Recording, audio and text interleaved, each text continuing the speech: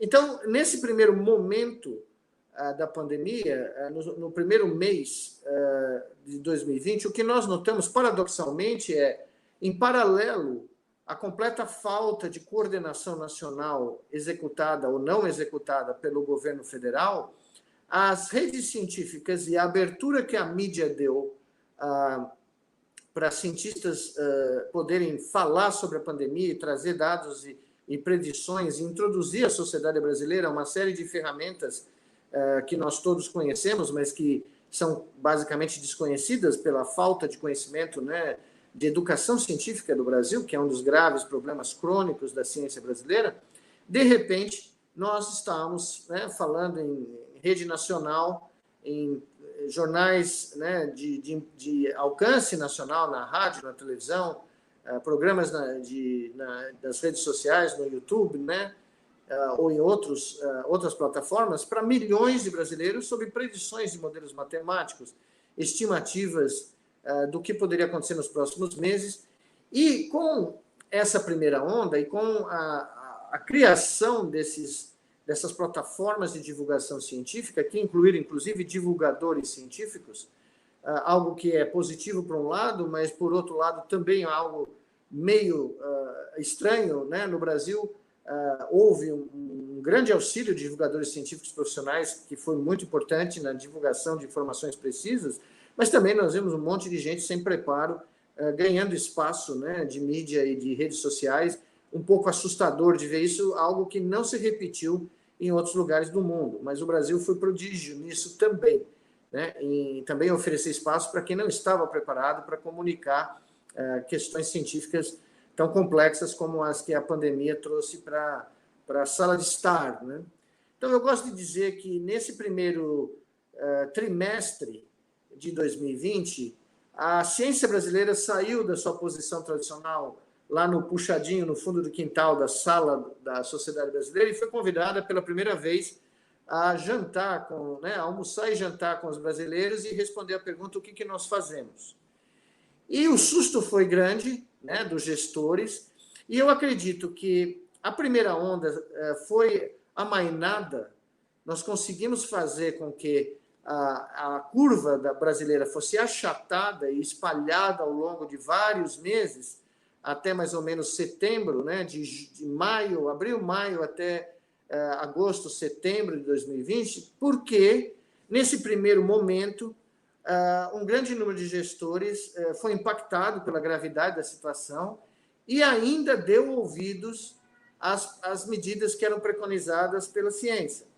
como o distanciamento social, a realização de lockdowns, mesmo que só regionais ou de cidades ou de estados, né, porque o Brasil nunca teve um lockdown nacional de verdade. Os gestores ainda estavam abertos a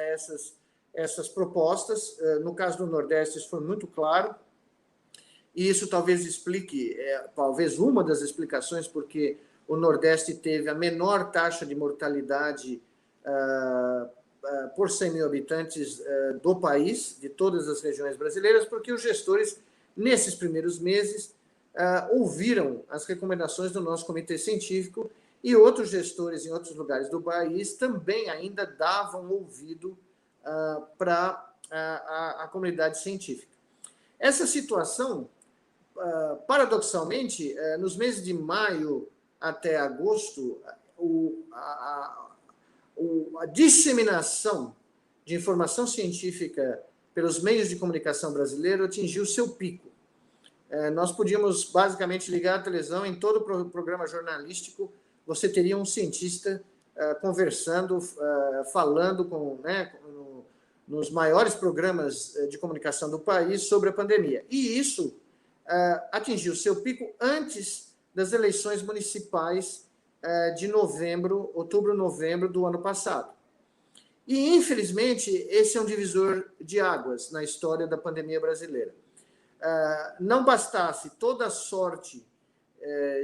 de medidas, da inexistência de medidas a nível federal para coibir a transmissão do vírus no Brasil,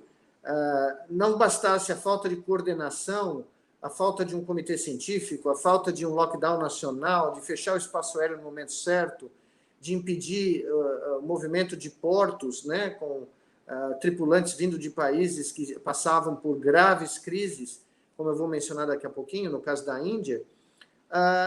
chegou o momento das eleições. E aí a coisa descambou. Porque no momento que a primeira onda começou a cair, e o resultado da primeira onda foi o melhor até agora, né, no Brasil, antes da vacina, da campanha de vacinação, os gestores acharam que a pandemia estava acabando, ou tinha acabado, e começaram a basicamente ceder às pressões econômicas e políticas e a realizar aberturas completamente descabidas, em momentos inapropriados, e basicamente se engajarem em campanhas eleitorais para aquela eleição municipal, que foi um grande desastre. Porque se você somar as aberturas fora de época e sem critérios epidemiológicos, que ocorreram por todo o Brasil, com as eleições, as campanhas eleitorais, não os dias propriamente da eleição, mas as campanhas feitas ao longo de setembro, outubro e novembro, esses dois fatores foram os fatores que levaram à explosão da segunda onda brasileira, que foi uma das piores do mundo. Nós, do Comitê Científico do Nordeste, claramente tínhamos a posição de que essas eleições deveriam ser adiadas para o ano de 2021. Mas, evidentemente, nós não tivemos nenhuma ressonância nem no consórcio Nordeste, nem fora desse consórcio, apesar da nossa tentativa exaustiva de falar em todos os meios de comunicação possíveis que essas eleições funcionariam como um evento de disseminação do vírus.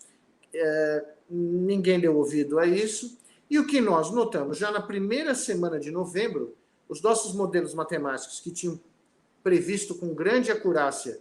a dinâmica da primeira onda no Brasil, nós começamos a notar, na primeira semana de novembro, uma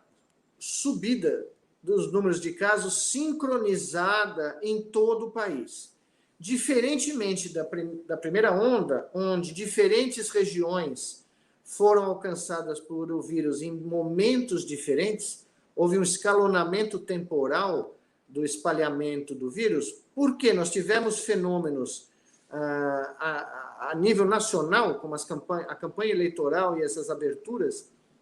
das cidades, das grandes cidades e dos estados, como isso ocorreu de uma maneira síncrona, a segunda onda também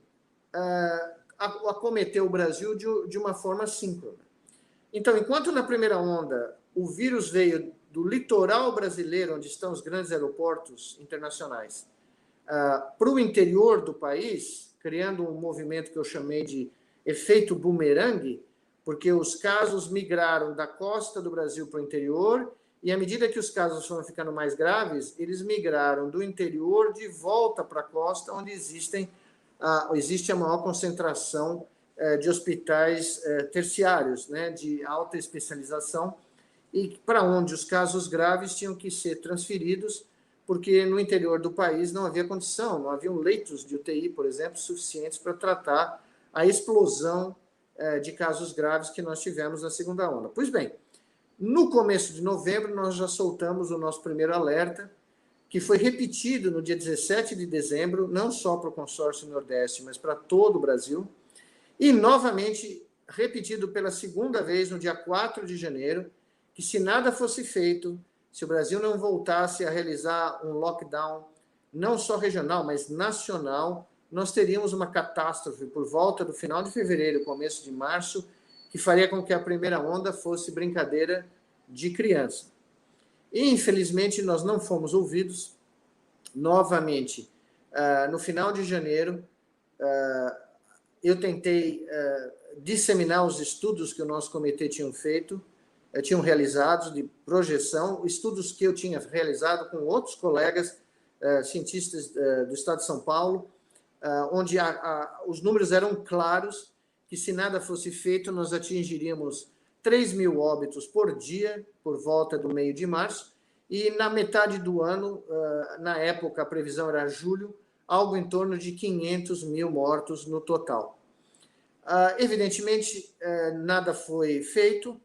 a nível nacional, Pelo contrário, atrasamos o começo da campanha de vacinação, atrasamos a compra, o governo federal atrasou a compra do número de vacinas necessários para iniciar o processo de vacinação ainda no final do ano, como os Estados Unidos começou. Nós tínhamos a chance de, se no mais tardar, no final de dezembro, começo de janeiro, iniciar de uma forma maciça, eu quero dizer, entre 2 a 3 milhões de vacinas distribuídas por dia para a população.